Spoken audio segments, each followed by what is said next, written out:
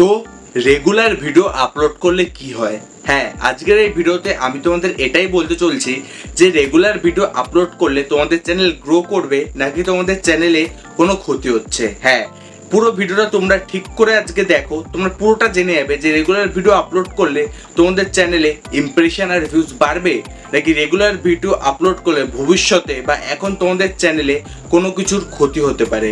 হ্যাঁ, তো regular video upload করো যারা, তাদের জন্য এই ভিডিওটা কিন্তু খুবই জরুরি, লাস্ট অবধি দেখো। তো ইউটিউবে সাধারণত এরকম 3-4 ধরনের ক্রিয়েটারদের দেখা যায় যারা পার ডে ভিডিও আপলোড করে। কিছু কিছু ক্রিয়েটার একদিন পর একদিন ভিডিও আপলোড করে, আর কিছু কিছু ক্রিয়েটার সপ্তাহে 2টো করে ভিডিও আপলোড করে, আর কিছু কিছু ক্রিয়েটার মাসে 1টা বা 2টো ভিডিও আপলোড করে, যারা খুব হাই কোয়ালিটির ইনফরমেশন বা স্টোরি টেলিং ভিডিও বানায়।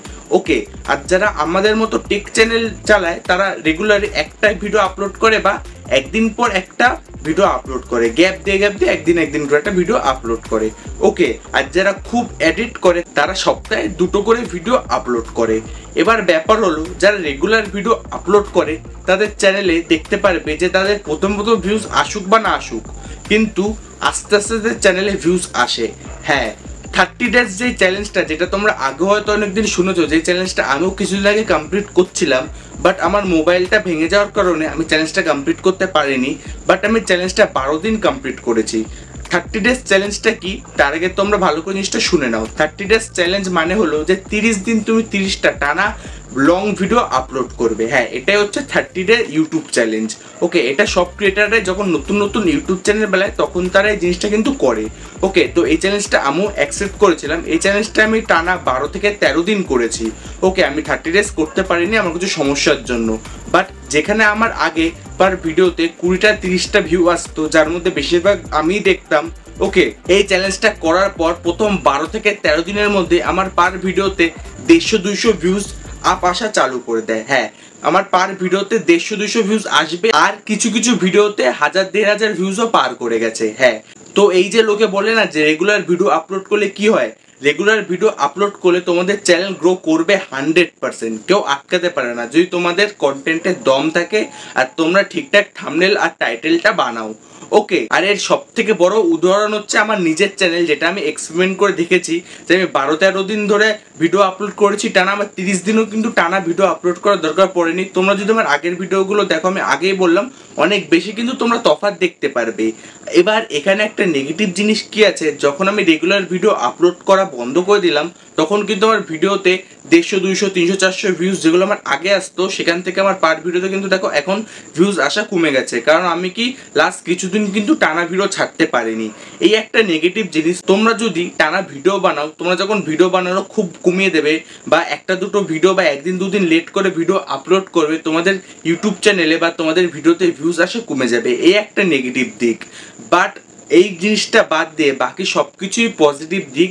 যদি তোমরা এই একটা জিনিস বাদ দিয়ে বাকি সব কিছু হচ্ছে পজিটিভ দিক। যদি তোমরা রেগুলার ভিডিও আপলোড করো, রেগুলার ভিডিও আপলোড করলে তোমাদের চ্যানেলে ভিউজ বাড়বে, তোমাদের চ্যানেলে ইমপ্রেশন আসবে, তোমাদের চ্যানেলে ক্লিক থ্রু রেট বাড়বে, তোমাদের চ্যানেলে সব কিছুই বেশি বেশি করে গ্রো করবে। ওকে, আর মোস্ট ইম্পর্টেন্ট জিনিস যেটা হচ্ছে তোমাদের লাস্ট 48 আওয়ার্সে কত ভিউজ এসেছে। হ্যাঁ, এটা কিন্তু খুব বেশি ম্যাটার করে তোমাদের চ্যানেল গ্রো হচ্ছে নাকি চেক করার জন্য।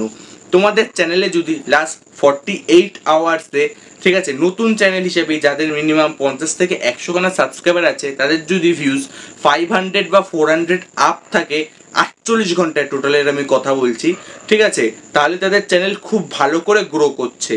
ওকে, তোমরা এইভাবে তোমাদের চ্যানেলটা চেক করতে পারো। আর যাদের 150-200 ভিউজ আসছে না লাস্ট 48 ঘন্টায়, তাদের চ্যানেলে ইমপ্রুভমেন্টের দরকার আছে। তো তোমরা নিজেদেরকে একটা চ্যালেঞ্জ দাও যে আমি 30 দিন 30টা করে ভিডিও আপলোড করব। ওকে, মানে পার ডে আমি একটা করে ভিডিও আপলোড করবো, ততক্ষণ আমি ইউটিউবে কিন্তু হাল ছাড়বো না। 10টা-15টা ভিডিও আপলোড করে ইউটিউবে কখনোই গ্রো হওয়া যায় না। তোমরা 10টা-15টা ভিডিও আপলোড করে তখনই গ্রো হতে পারবে যখন তোমাদের এডিটিং স্কিল খুব ভালো, তোমাদের ইউটিউবের অ্যালগরিদমের ব্যাপারে নলেজ আছে, বা তোমাদের আগে কোনো বড় একটা ইউটিউব চ্যানেল আছে, বা তোমাদের এই ফিল্ডে অনেক বেশি এক্সপিরিয়েন্স আছে। যাদের এই ফিল্ডে এক্সপিরিয়েন্স নেই তারা 10টা-15টা ভিডিওতে কখনো দিনও ফেমাস হতে পারবে না।